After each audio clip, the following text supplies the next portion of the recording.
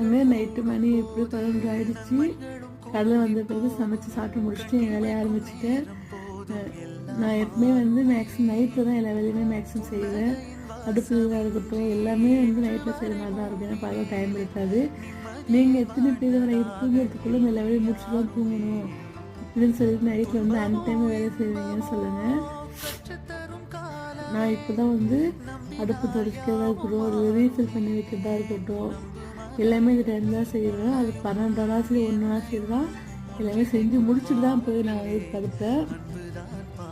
ஏதாச்சும் வேலை செய்யாமல் படுத்தோம் செஞ்சு வச்சுங்க, அதையும் யோசிக்கிற மாதிரி இருக்கும். அது வேலை பண்ணாமல் வந்து தூங்கிட்டோமோ. காலைல ஏஞ்ச போனால் ஃபஸ்ட்டு மைண்ட் அங்கே தான் போகும்.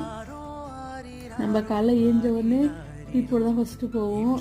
அதுக்கு முன்னாடி பார்த்தீங்கன்னா ஜாமான் அப்படியே கிடந்தாலும் அடுப்பு கொஞ்சம் ஆஸ்தியாக இருந்தால் வச்சுக்கோங்களேன், இதை க்ளீன் பண்ணி தான் போடணும். என்ன வந்துடும் நம்ம காலையில்